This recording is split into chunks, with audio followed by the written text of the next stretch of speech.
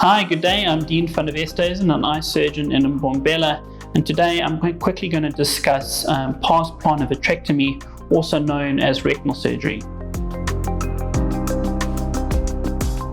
Pars plana vitrectomy is performed for a variety of conditions.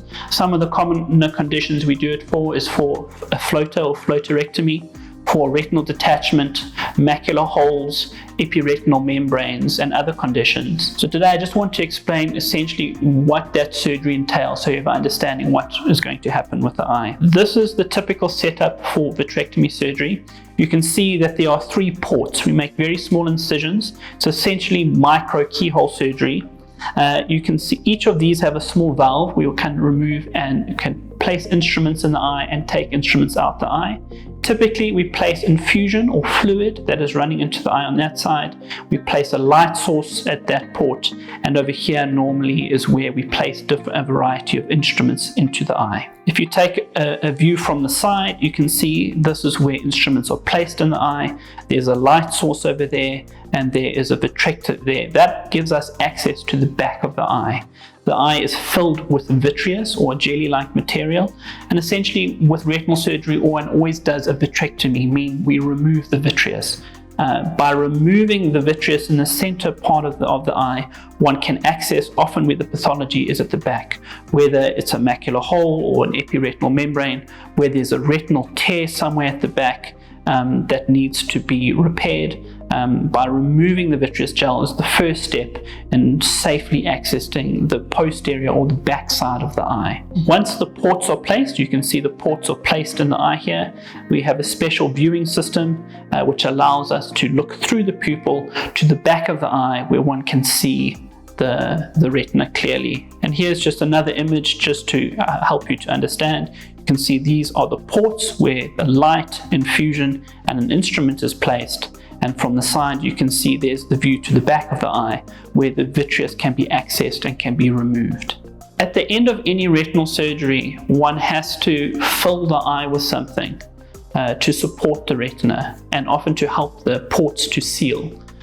So typically, in an ideal situation, we place just normal air. So there's an air bubble inside the eye. Alternatively, if there's a tear or a retinal detachment, we may put in a special types of gases. And these gases are expansile and they last a lot longer.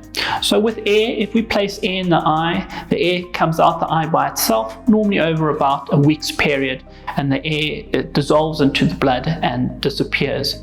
Your eye produces fluid itself. As it produces fluid, the air bubble disappears, the eye fills up with fluid, and the vision clears as the eye fills with fluid again. Meaning while there's gas in the eye, the vision is very poor. If we use other gases like SF6 or C3F8, and there's other ones as well, those gases are used if we want a longer tamponade, or we want the gas to be in the eye for a longer period of time. And that can range from 4 to 6 weeks up to 3 months. So depending on what gas we put in the eye, it determines how long that gas stays in the eye and how long your vision is blurry for. Because while there's gas in the eye, the vision is very blurry. Over time, normally, as the gas gets smaller, you normally see a line form, and the vision above that line is normally clearer. And as the bubble gets smaller and smaller, you start to see over the top of that bubble, the bubble moves down to the bottom and then eventually disappears.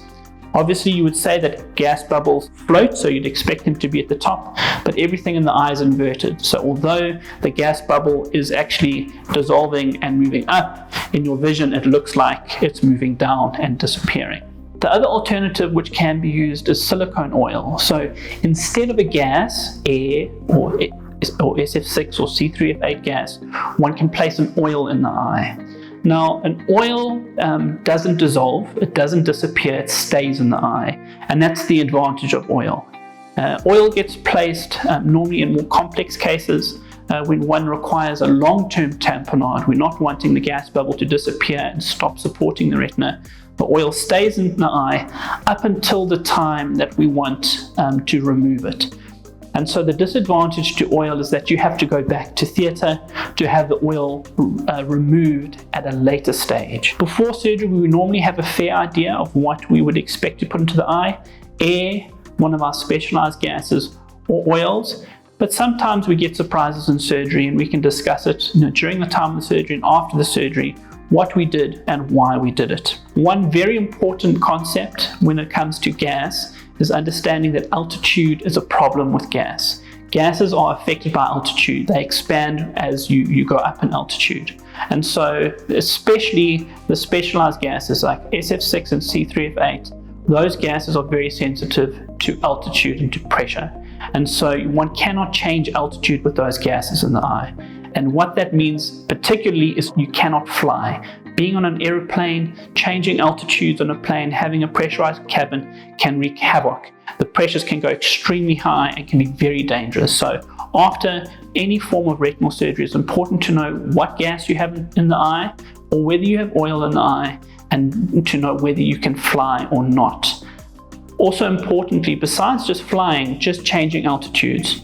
In terms of going up mountain passes or changing altitudes a lot, one cannot do that if you have a gas in the eye. So it's important to speak to your eye doctor and ensure that you know when it's safe to travel, to fly, etc. The advantage of oil is that it's not influenced by those altitudes, and so whether you have oil, if you have oil in the eye, you can travel, you can fly, etc. It's not an issue.